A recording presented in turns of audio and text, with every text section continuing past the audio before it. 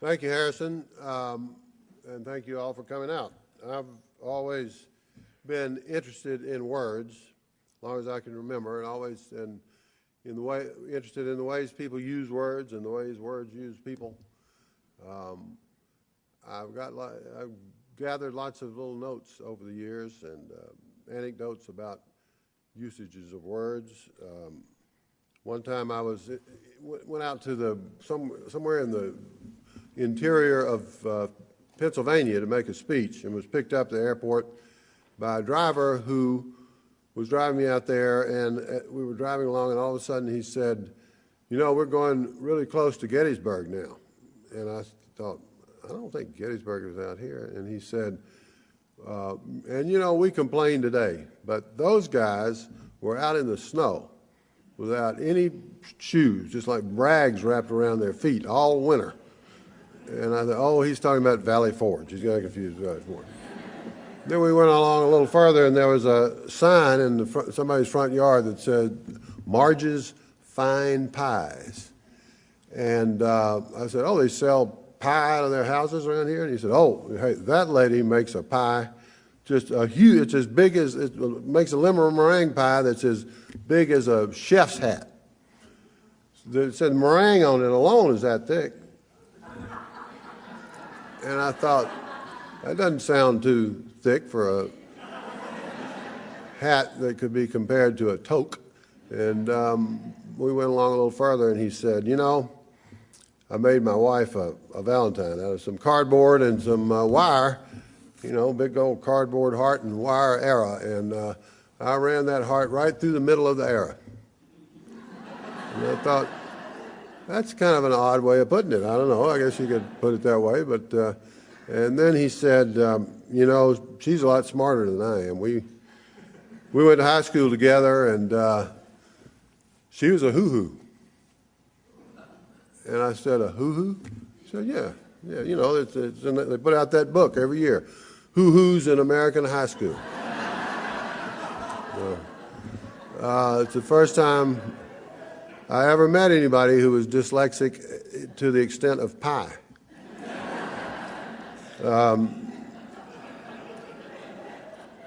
I've always been interested in where words came from. The word Google, for instance.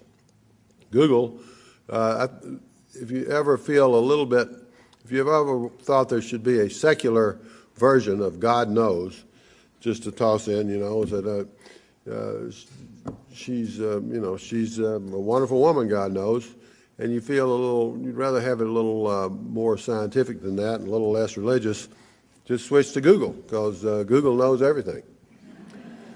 But the word Google was coined in 1938 by Milton Serrata. Sounds like the kind of name that a person who coined a word like that would have, but Milton Serrata was 9 years old at the time. He was walking with his uncle, Edward Kasner, who was a prominent American mathematician, and Kasner said to his nephew, "Make up a word for the biggest possible number."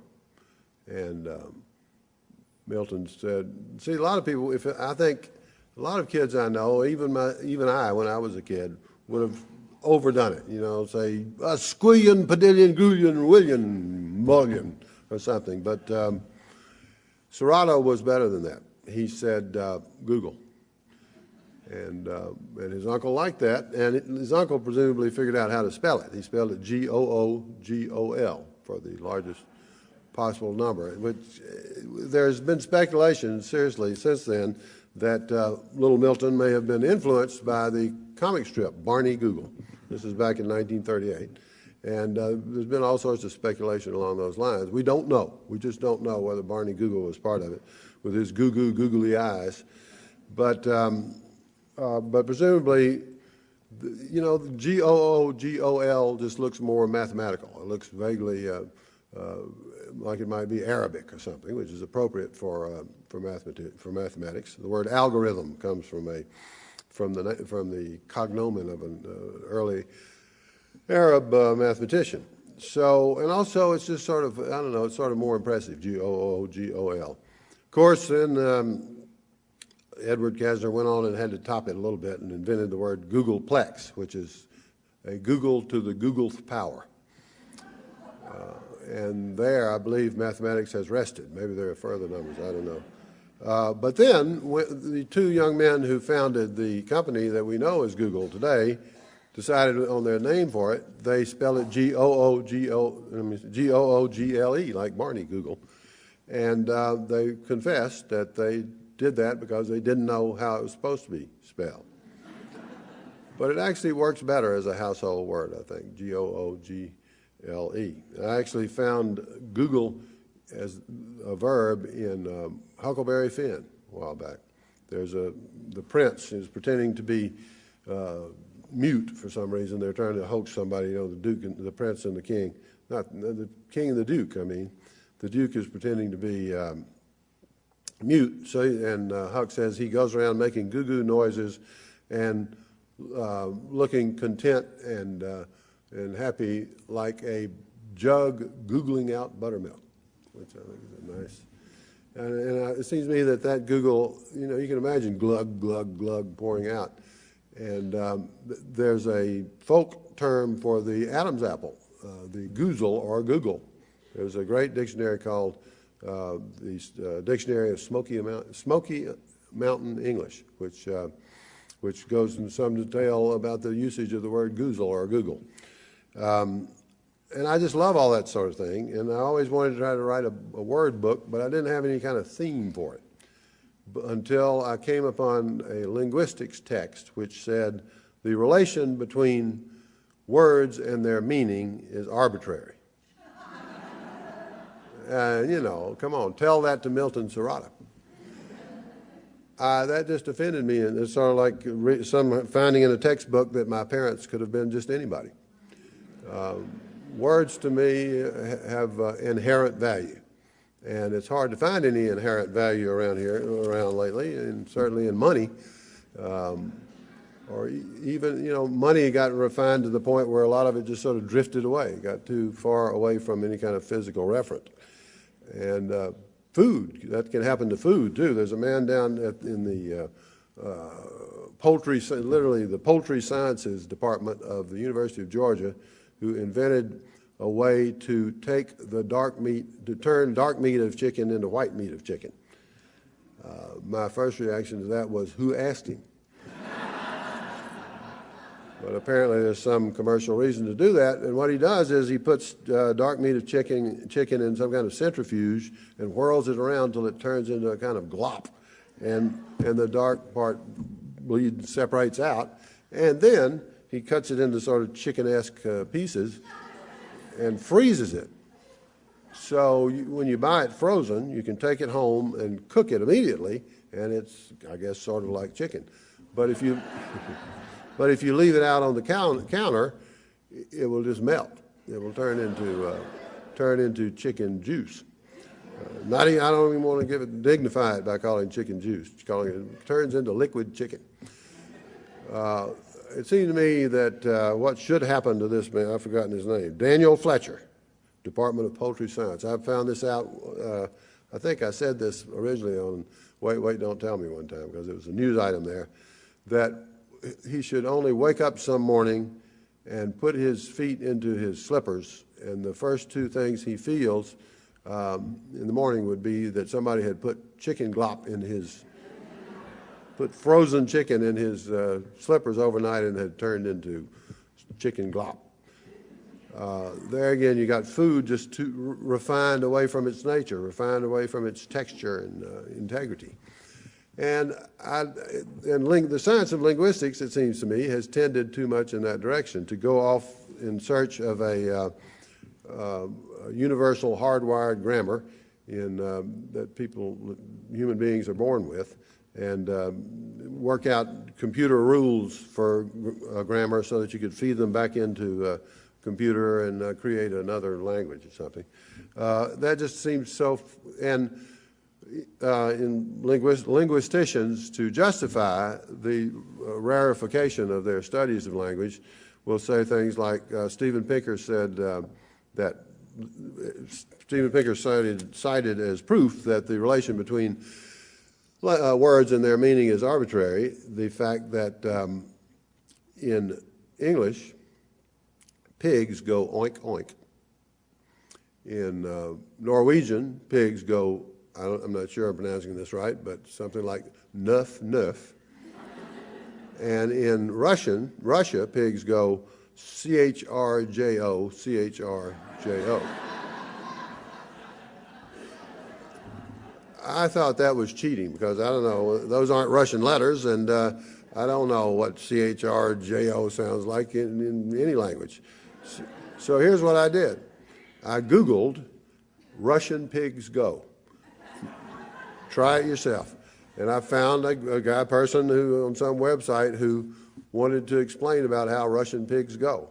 And he said, let's see if I got it written down here. He said, in fact, that, well, maybe I don't have it written down. He said that Russian pigs go HROO, HROO. And but you have to bear in mind that the H is more like an HK. But don't really pronounce the K, just phlegm up the H.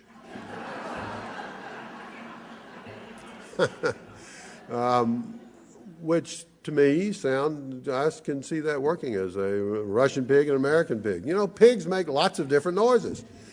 And people have expended a great deal of effort, some of it inspired, some of it not so inspired, to figuring out how to spell pig noise. I mean, there in fact was a theory of the origin of language called the bow wow theory, which was that language began by imitations of animal sounds. One problem with that, of course, is that dogs don't go bow wow. In fact, when I talk to high school classes and trying to think of something, it's very hard to talk to high school classes about writing because they ask you questions like, have you ever written anything that did really well? And I say, well,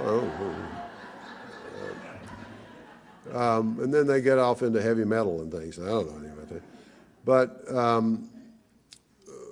so when I talk to high school classes, I tell them to think about the bow wow principle of writing, which is, first of all, you need to know, when your parents read to you and say, how does a doggy go? And you say, bow wow, that's useful because, it's a convention. It's a thing that people use to try to convey barking noises.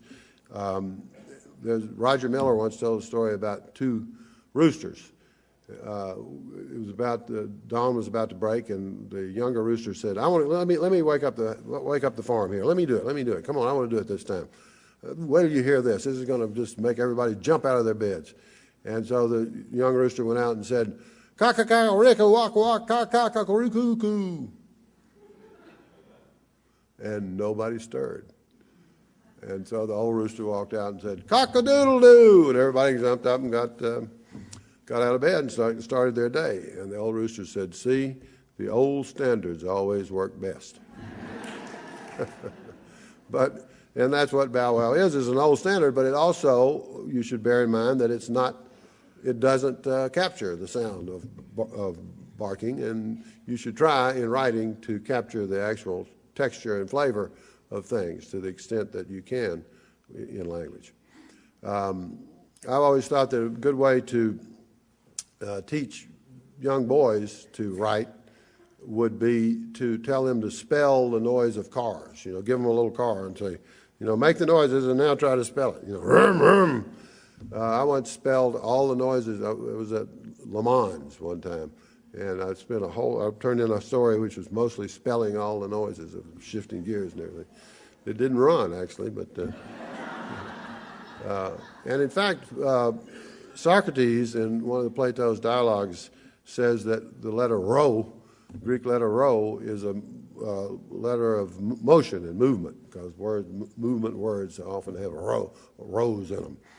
And in Spanish, I'm told, I have read, that people refer to the letter R as the dog letter, because it's a growl letter.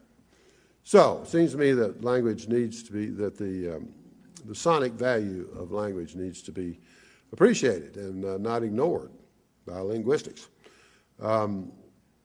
There's a, and in fact, there are people more and more are beginning, serious linguists are beginning to look at the origin, go back and look at the origin of the language, which people, it was just poo-pooed. I think there's actually a poo-poo theory of the origin of language too, but linguists actually frowned on anyone's looking into the origin of language because there's no way of proving it, no way of knowing. But I think there are imaginative leaps that you can make about how language began. There's a book by Stephen Mithin called The Singing Neanderthal, which posits that the language began, it has an acronym HMMM, I've forgotten how many M's, which stands for holistic, multimodal, manipulative, mimetic, and musical, which it just seems to me likely that if you were trying to get somebody to go hunt birds with you, you would make bird noises and, I don't know, you would use whatever you could. It's like when I'm in Japan. I was only in Japan once, but I could not connect to that language at all. So I was just using everything I could, grunts and squeaks and hopping up and down. The origin of language, it seems to me. But linguistics will concede that there are onomatopoeic words. Everybody, in many cases, that's maybe the only term of rhetoric that anybody remembers from school is onomatopoeia.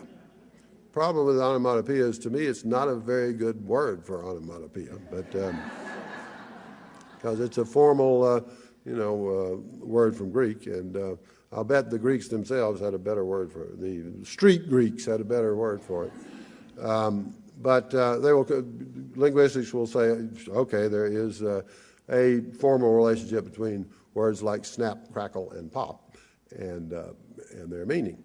It's just pure onomatopoeia. But they dismiss that sort of connection as, it's rare. There are very few words that are onomatopoeic.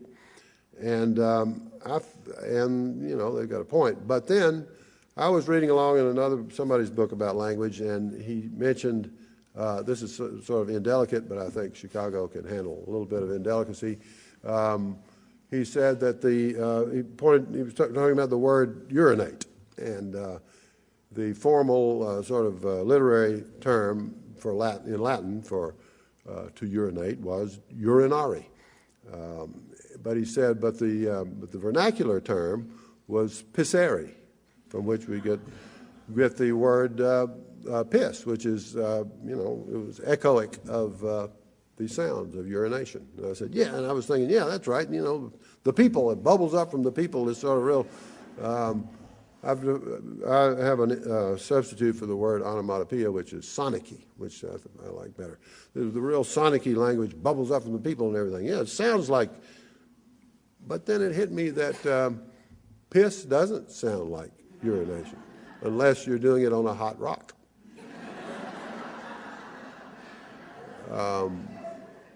What it does, but it does have some kind of the sonic-y value, and it occurred to me that the word piss starts with a P, which is tight and contained, and then it opens up narrowly into I, and then it goes, it flows out. And so it's a kind of kinesthetic thing. It's sipped backwards, if you want to think about that. And I think that lots of words are like that. Lots of words do have that inherent sort of kinesthetic value, in which the way you form the words, the way the words move through your mouth, connect to the meaning. Maybe not too directly, but for instance, take the word through. TH, for the, O-U-G-H is an odd way with it. Let's forget about the O-U-G-H, but the word through starts out at the beginning of your mouth and moves straight through to the back of your mouth. It's sort of like, and then it hits the back of your mouth, and just a little puff of smoke comes back out in the H, but it goes straight back through. And unlike the word thwart, which starts out like a little bit like through, but that W jumps up and thwarts it, and then it ends in a wart. And then there's the word throttle, which starts out like through, but then gets back into your glottis back here. The term glottal stop is as in I'm getting married in the morning, or Oh, no, you didn't. Or, uh-oh, that's a glottal stop, because it's a kind of hitch back there in your glottis, your vocal mechanism. So and throttle does that. And then there's throb, which is different from through. It's just throb, throb, throb. I don't know. There are lots of, and then there's thrill. There are all these THR words that seem to me to have a real, that the way they move around in your mouth has something to do, and with their meaning. Now, here, I'll just read you yet another version of the tenet in linguistics that Christine Kennerly, in a book called The First Word, which in fact does go boldly into issues of how language began. I don't know what the first word was, but I think I know what the second word was. It is, in fact, a word that has saved my marriage. It is, huh? I say it has saved my marriage because once I said my wife that she looked perfect, and she thought I said puffy. And she said, huh? And I said, perfect. And she, oh, okay. Christine Kennerly in this book says, a word is an arbitrary association between sound and meaning. There is nothing in the sound of a word that tells you what it means or what it does. You must learn this as a child. I think she means you must learn what words mean as a child, but it sounds sort of like, you must learn this as a child. You're not leaving this room till you learn this. And Marshall McLuhan also said that that the alphabet was semantically meaningless letters made to correspond to semantically meaningless sound. So it struck me as interesting that she said that about you have to learn this as a child. Well, first of all, the word mammal, the kind of animal we are, comes from the word mammary, which comes from baby talk, mama. That's not something I made up. Any dictionary will tell you that. Also, the word matter, which is, the stuff that everything is made of, is the Latin version, mater. And in nearly every language, the word for mother either begins with the letter M or begins with a vowel in the letter M, uma or something. That seems to me not arbitrary. It seems to me that M is the sound you make when you're saying It's also your lips pressed together, as in nursing. Now, I was not breastfed as a child, and I may be making up for it ever since. I don't know. But words have always seemed, but my mother did teach me to read phonetically. Now, that's not an easy matter in English, as we all know. There are all sorts of differences between how, and it's interesting, some of the stories about how they, the word women, for instance. There's woman and then there's women, and they're both spelled with an O. The word woman started out as withman, wife, and man used to just mean person, but withman distinguished it as a woman. And withman is just not very much fun to say. I got a woofman, ain't that just like a woofman? So the F fell out and became women. But then the scribes, in writing it out, the early scribes jumbled everything together, for one thing, and they also just tended to make a lot of little minims, little marks like this. For an M, it would be 3, and also for a W, it would be 3. And if you had W and an I and an M, you just had a whole lot of minims there crammed together. So they changed the I to O, and still pronounced it women. But then it became woman. I don't know. It got very complicated. But lots of things, lots of irregularities in English derive from scribal changes or scribal errors. So at any rate, I know that English is not regularly or phonetic. You can't just say, oh, take this sound here and this sound here, and you've got a predictable word. But my mother did teach me to read, and she taught me to read partly with Uncle Remus stories. Uncle Remus stories are sociologically, challenged, but they derive from African tales, and they're written out in dialect. And I always loved the idea that you could spell things that aren't in the dictionary. You can spell things the way they're spoken. The word by and by, meaning by and by, is spelled in Uncle Remus stories B-I-M-E-B-Y, by and by. I always just loved that. And whereas I didn't breastfeed, I did learn at my mother's knee how to spell sounds, and it's like mother's milk to me. And I think that's a big part of why I'm a writer. It's certainly a big part of the pleasure I take in writing. So this book is full of stuff like that. It's also lots of stories in it, including the hoo-hoo story. There's also a story. How far along are we? Oh, we've got plenty of time. The story about how one tiny little word meant a great deal when I was writing a story with a giant. That giant would be Wilt Chamberlain, who played basketball, played in the National Basketball Association back, I guess this was in the 70s when he was retiring. And but he was 7 foot something, 7'1" officially, and weighed, I don't know, 285 pounds or something like that. But he looked much bigger than that in person. He's just a huge man. He said something to me in an elevator, and I turned, and I swear my eye level was at his elbow level. It seemed like there was as much of Wilt above my eye level as there was below my eye level. But I was assigned to write an as-told-to story with Wilt. That is to say, by Wilt Chamberlain, as told to me. There are lots of often books authored by athletes are not really written by athletes. Somebody asked Pete Rose one time how many books he had read, and he gave that question some thought and said, "I don't think I've ever read a book." And they said, "Pete, you've written two," but I think he said, "I had my wife read those." But Wilt was not like that. Wilt was well spoken, and some people who are orally eloquent, when you take down what they said, it doesn't necessarily hold together very well. You have to really shift it around a lot. But Wilt spoke quite grammatically and quite coherently, and was very clear about what he wanted to say. And so we didn't have any problem with the text of the story. But the problem was that he had done an as-told-to story with Sports Illustrated before, and he had felt that he was taken advantage. He was misrepresented by the headline.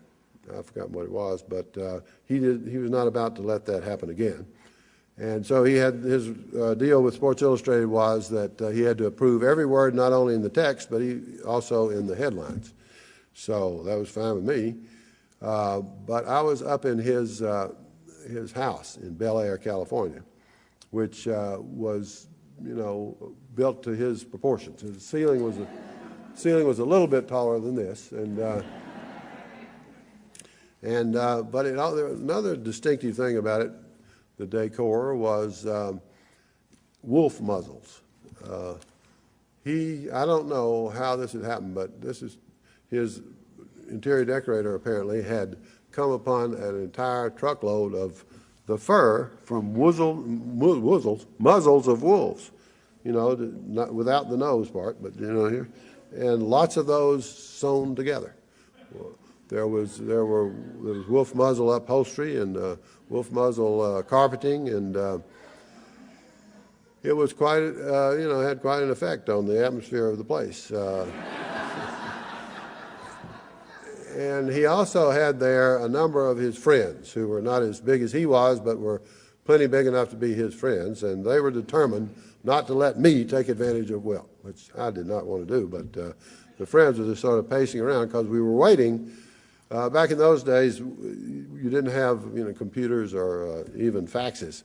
You had this thing that Hunter Thompson called a mojo machine, which was this big bulky thing that you could drag around with you and plug into a phone, and it would transmit typescript either from or to the office over the phone.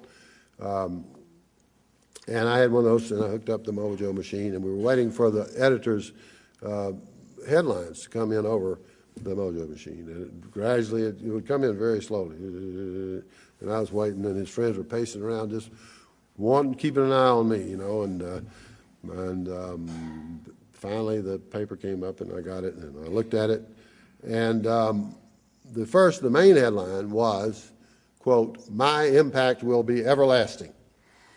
And I showed that to Wilt, and he, that was fine with him. It was commensurate with his stature. He had said it word for word. That's good.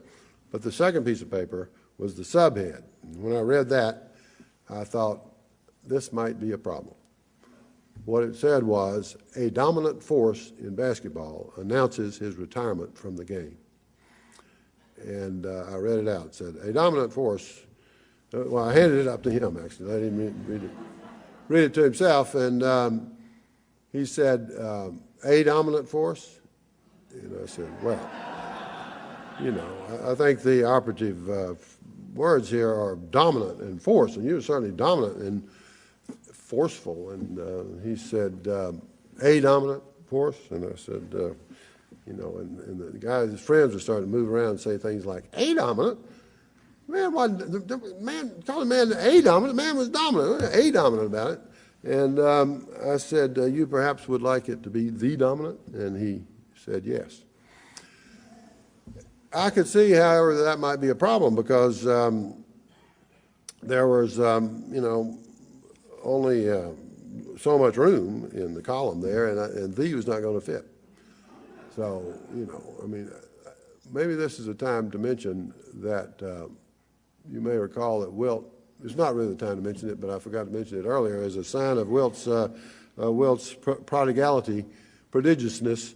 He had, he wrote an autobiography, I'm sure he actually wrote it, with somebody, and in which he announced that he had sex with 20,000 women. And I actually know the editor of that book, who, and when the manuscript came in, he looked at it and he called Wilt up and he said, "Wilt, we've been doing the math here," and Wilt said, "Oh well, yeah, well there was this one big birthday party." But at any rate, he thought it ought to be the dominant force in basketball, and so I decided I'd better call back to the editor, and back in New York, which is 3 hours later, and and he wasn't in his office.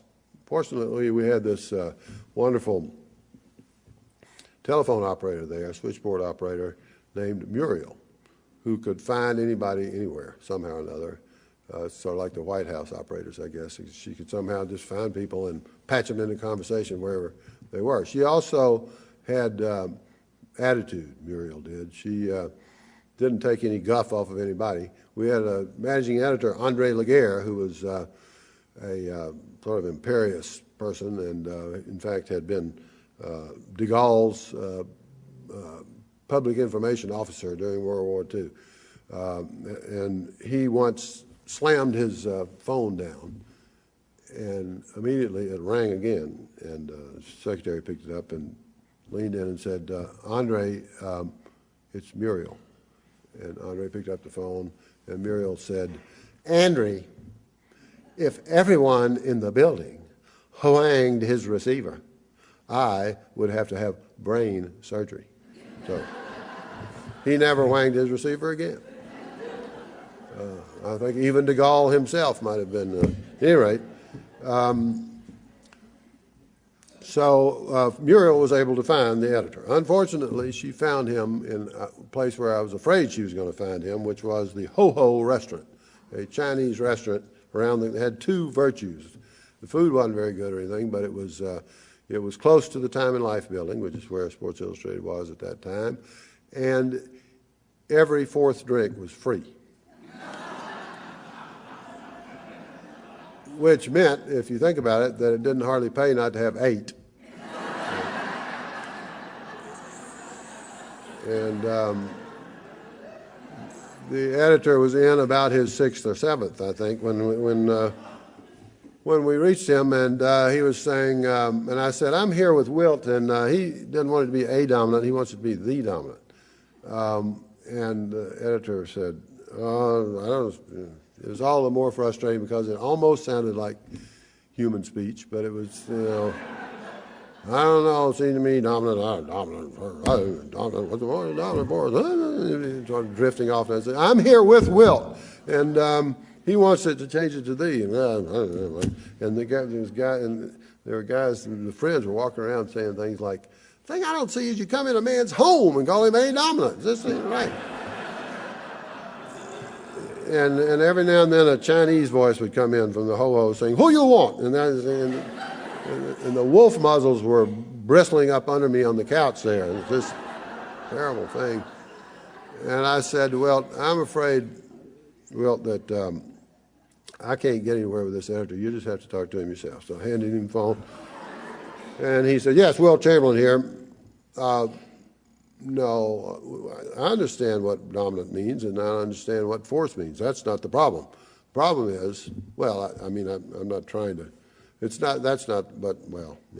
And to my astonishment, I was hearing Wilt being mollified. And he handed me back the phone. It was dead. I put it down, and he looked down at me and said, who the hell is Muriel?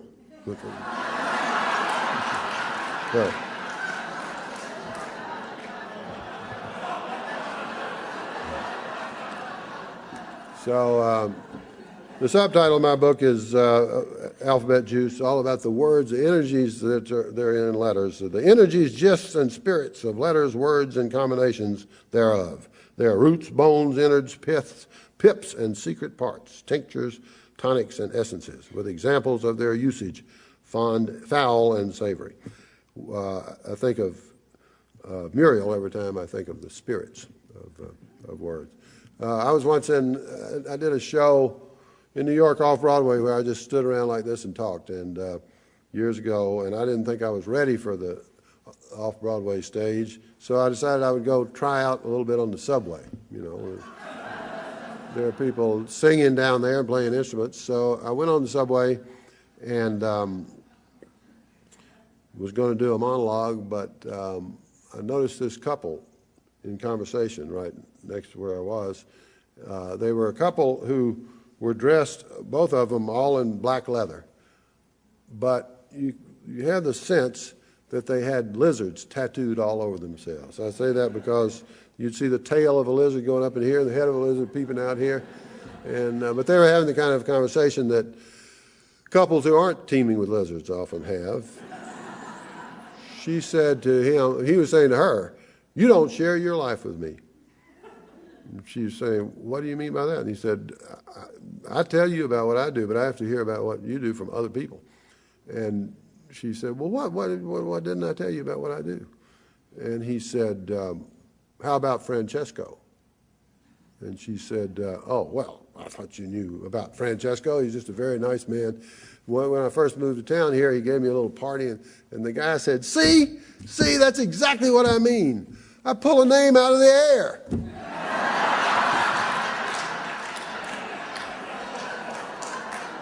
Who the hell is Francesco? So I couldn't compete with that, so I decided that what I would do when I did my show was sort of halfway through, throw the floor open for questions. I've always liked that expression, for one thing, throw the floor open. And I think a lot of plays could be improved by even great plays. Othello, for instance, if after a couple of acts, the audience could raise some questions, it might avert a tragedy. So it seems like this is as good a time as any to ask if you have any questions out there over what we've covered or haven't. Hi, I'm a Chicago Public High School teacher, and some of my students are in the audience. And we really try to teach them to write well, and we keep trying. My question is, any advice you can give of using words to high school students that not bad words? Not bad words, yeah. Well, I think that it seems to me fun to try to think of in terms of the sound of words and to spell things the way they sound, even though things aren't always spelled, or very seldom spelled exactly the way they sound. But it seems to me that you get into sort of a kind of juicy situation with words. And also, what I've always found is that you can say something, but then when you try to capture it on the page, it's really hard and awkward lots of times. But that's the way it is for professional writers too. At least I guess bloggers apparently just sort of bleed words. I don't know, sweat words or something. But to me, I put something down and it just doesn't sound the way I wanted it to sound. I thought it was going to really be funny, you know, and that's the thing. If you can push through that barrier of how lame it sounds the first time you write it down, it's sort of like brushing your teeth, I think. If you keep on brushing, the fresh taste will eventually come. There's an old singer, Wynonie Harris, who sang a song, "Keep on churning till the butter comes." And I think you have to realize that writing is hard, and it's not like talking. It's because you have to convert sounds and thoughts into these funny little squiggles, letters. But I think if you think of letters as having some juices in them, and they're not just abstract things, but they represent sounds and movements of the mouth, that it helps a little bit. It always helped me. And I think you have to read a lot. Well, I don't know. In order to be a writer, you have to be a little bit of a word nerd and just like fooling around with words. My father, I wrote about, there are consonants and vowels, and I think of my father in term of consonants. Hard sounds like K and T and D, because he would be down in the evening after he came home from work. He would be down in his workshop in the basement, poking around he had all these screws and nuts and bolts and little wing bats and things, and he'd be rattling around in them, making consonantal noises and whistling even in a kind of consonantal way, out of tune. Meanwhile, my mother would be making lots of vowel sounds, going, ooh, oh. But he loved to do that. He loved to just mess with letters and with screws and nuts and bolts. And you have to kind of develop a love for letters, I think. And the more you work with them, the more they respond to you. Yes. I'm sorry, I'll get you, but this lady over here. Pismire is an ant, right? Yeah. I don't know. Do you know where the word Pismire comes from? It's a kind of ant. We'll have to look it up when we get home. I once went to hear. I'm sure it is. Yeah, all the best words are Anglo-Saxon, I think, or Yiddish, or African, or something. Yeah. I know there's an old Southern word, pissant, which Roger Miller. I once went to hear Roger Miller sing, and Roger Miller said, "You people are paying $40 to come to this show. I wouldn't pay $40 to see a pissant eat a bale of hay." Yes. This is indeed a very fortunate day for me, because not only have I listened to you and enjoyed your presentation, but I've come to the realization that there's a sound I've cherished for over 50 years, as many millions of others have, and for the life of me, I can't pronounce it and I can't spell it. So perhaps you could. How the hell are you going to tell me about it then? Yeah, well, I think you'll recognize it. It's that sound you hear when the golf ball goes in the hole. Oh yeah. There is actually, if you read Japanese comic books, there is they have a spelling for that. I happened to, those manga, those Japanese comics, and it's not what you expect. It's something like of the ball rolling around in the hole. Yeah, it's not quite K though, is it? It's sort of a GK. I don't know. It's hard. There ought to be, that's when you get off into, let's see, I don't know. They're words, I love words like, for hitting a basketball, nothing but net, and draining and stuff like that. I should have mentioned, too, that the sound is different when your ball goes in the hole versus your opponent's. Ah, there you go. That's it. Well, I'll go home and work on that. Yeah.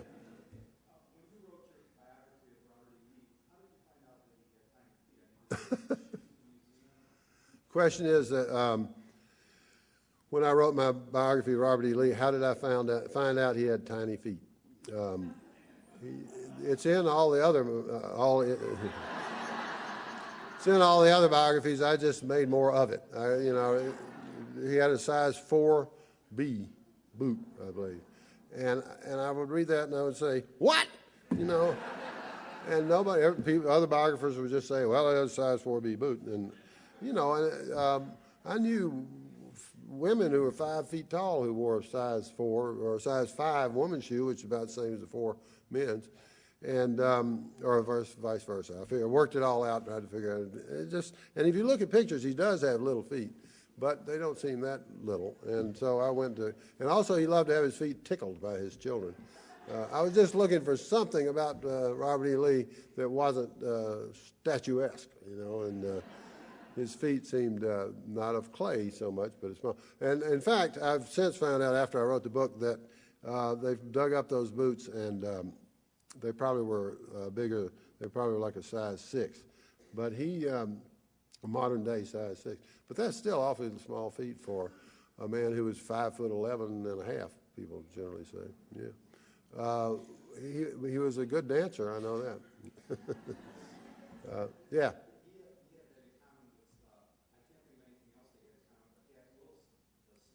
Yeah, exactly. I actually cited Hack Wilson because, Hack Wilson had a big upper body and little legs and little feet. And I actually put that in my biography. And I also cited Pauline Kael, who was very short, who was a friend of mine, and she wore the same size shoes as Robert E. Lee. Seemed crazy to me. And the people I turned the book in kept saying, "You can't do this. What does Hack Wilson have to do with Robert E. Lee? What is it?" And finally, I took Hack Wilson and Pauline Kael out and put Faulkner in. William Faulkner was a short man, but he wore a size 7 shoe or something like that. But he was only 5'8" or something. I don't know. So they were all right with that because he was Southern, I guess. I don't know. Yes, sir. No? Yeah.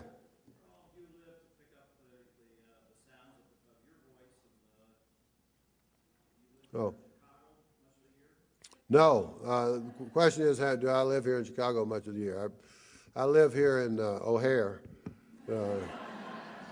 more of the year than I want to. I just come here once a month, and actually at least once a month to be on Wait, Wait, Don't Tell Me. I grew up in Decatur, Georgia, just outside Atlanta. I was actually born in, I always have to explain things more than I want to, but my mother's from Mississippi, my father was from the panhandle of Florida, and they got married in Jacksonville, Florida, and then my father got transferred up to Indianapolis, and I was born in Indianapolis, and then we moved to Columbus, Ohio when I was 18 months old, and then we moved, until I was 18 months old, then we moved down to Decatur, Georgia, and I grew up there, went to high school there, so I learned to talk from Southern parents in Georgia. Then I went off to school, then I went, I haven't lived in the South since 1968, I guess, but I go back down. And people often say to me, I see you've kept the accent, which they say in the same tones that you might see, I see you've stolen my watch.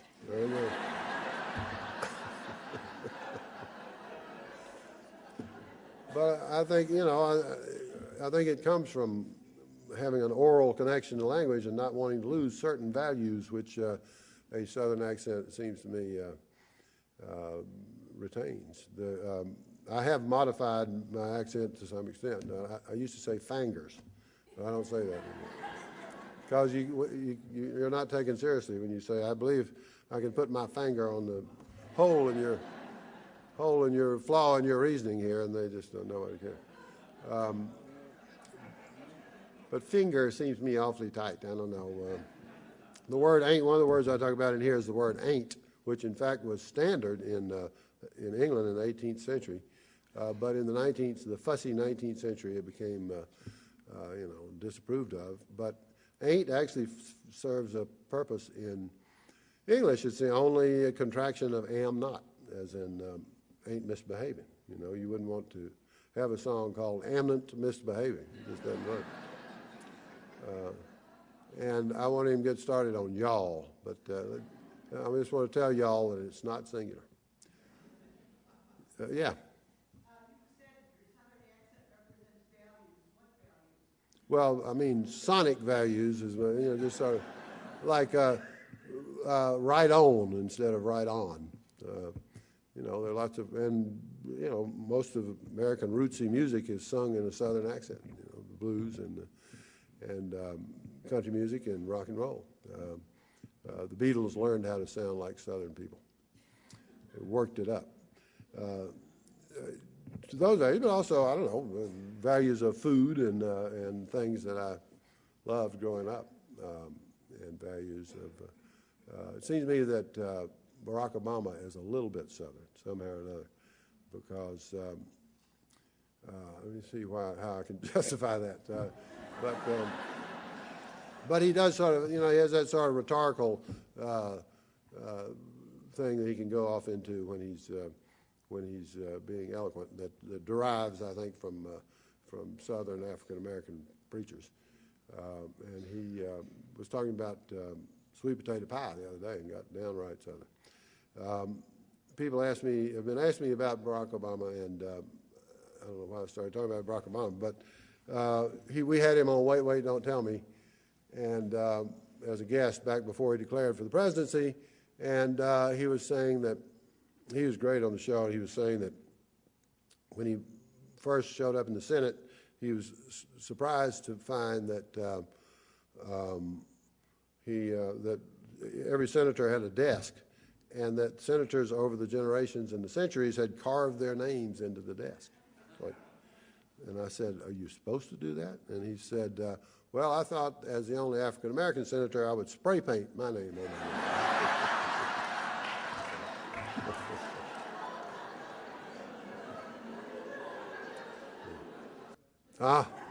Sarah Palin is such a great-looking woman, but then when you hear her on the radio, she doesn't sound so great to me. Kind of, well, I mean, I don't. If y'all want to have your accent and I can have mine, I'm not going to complain. I like the fact people are always saying that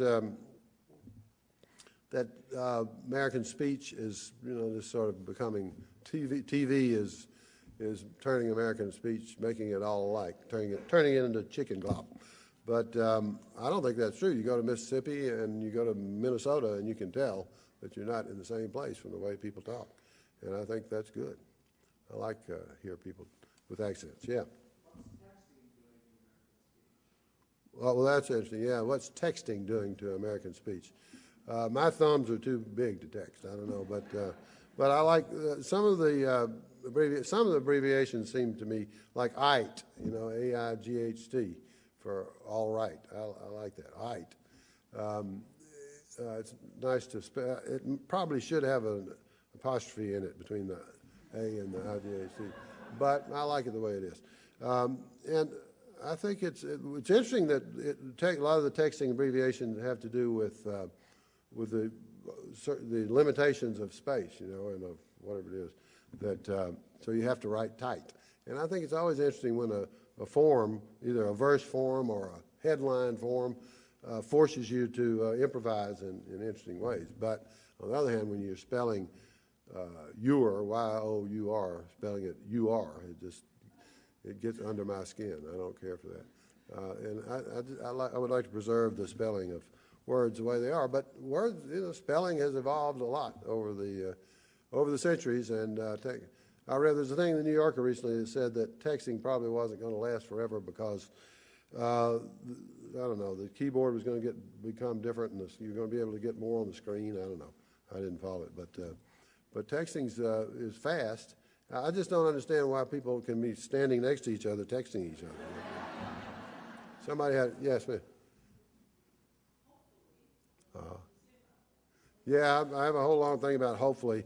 My problem with hopefully is that I want to know if the mail order company says hopefully your order will reach you by Christmas. It's just I want to know, are you hoping or am I hoping? I want people to say, I hope you will, or I hope it'll get there, and I hope the war will be over instead of hopefully the war. Oh, it's a weasel word, I think. I don't know what time it is. I guess it's time. Time for one more question. Oh, okay, great. Way in the back.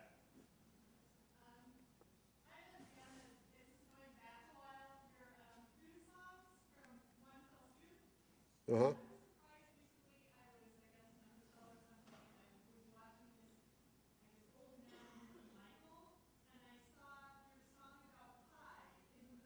Oh, yeah.